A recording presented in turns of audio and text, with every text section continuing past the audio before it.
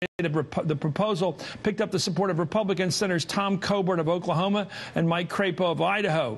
Senator Crapo joins us now with another supporter of the measure, Senator Kent Conrad of North Dakota, who's the Democratic chairman of the Senate Budget Committee. I want to go to Senator Conrad first because you were the one right out front here on this.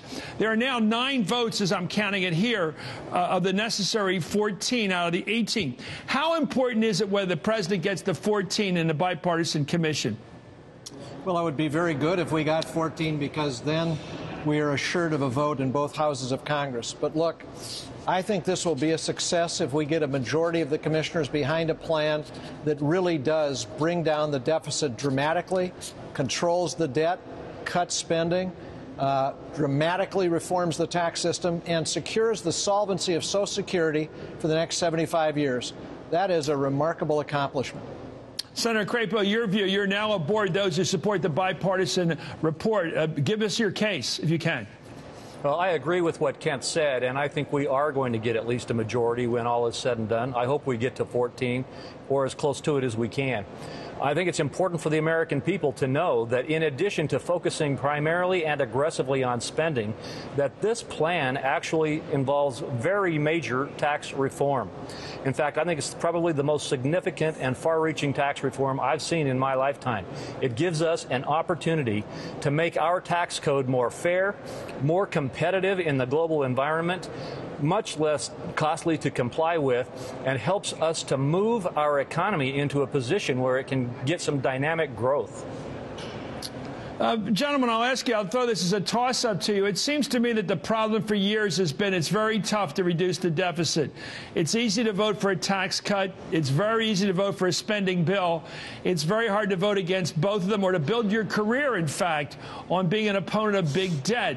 Debt seems to be the solution to a lot of politicians' predicaments, not the problem. Your thoughts, Senator Conrad, as chairman of the Budget Committee? Look, we've reached a defining moment. We are borrowing 40 cents of every dollar we spend. That cannot be continued much longer. It fundamentally threatens the economic security of the United States. We are borrowing money at record rates, and it's got to stop. We need to pivot. We need to focus on getting our deficits and debt under control. This commission report, while not perfect, goes a long way. $4 trillion of debt reduction over the next decade. That is moving in the right direction. And as Senator Crapo has said, fundamental, far-reaching tax reform that's going to make America more competitive and that's going to help us grow. That's exactly what our country needs. And there's 2 issues that go ahead, Senator Crapo. Well, the problem we face right now, among many, is that our national debt is 62% of our our GDP.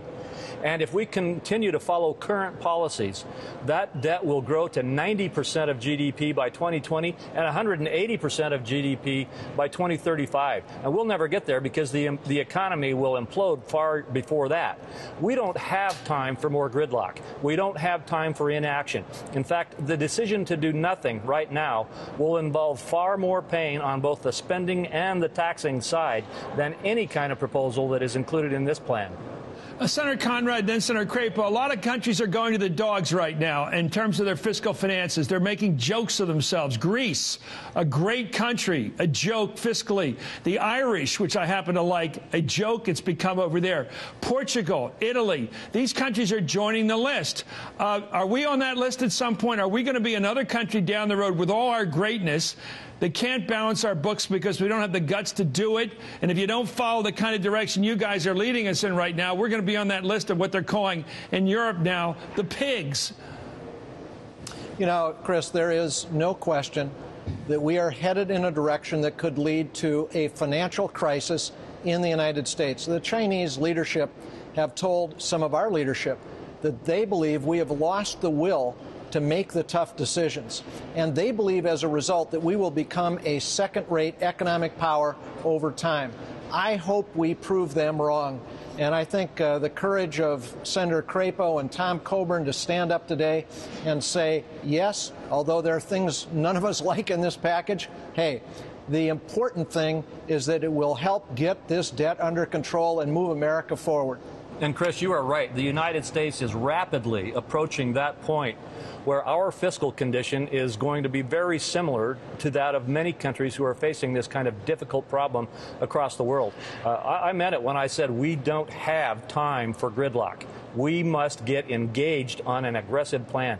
The economists who advised this commission told us that one of the best things we could do for our economy is simply to get a plan in place so that the world economy and the people of the globe would know that America is going to start fixing its fiscal condition rather than letting it continue to rapidly deteriorate.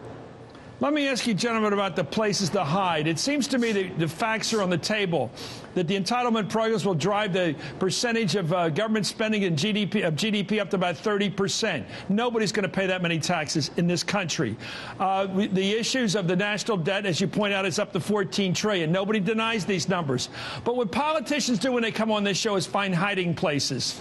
Some will say, oh, we're going to pay for unemployment benefits by taking money out of the stimulus package. Or we're going to have a public option in health care, and that's going to save everything. Politicians seem to find places to hide from the truth. How do you force them to give up their hiding places, stop with that, and face the real truth? Senator Crapo, you on this first. How do you force your colleagues to face the objective reality here?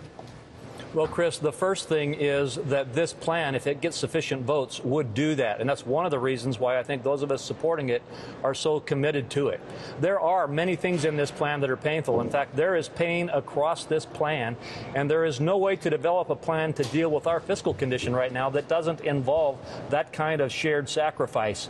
But we also have shared opportunity here to do the right things. And I believe that the focus that this plan brings to the issue is the kind of thing that will help us stop seeking those hiding places, as you call it, and push ourselves into a realization that we don't have time to let this sit anymore.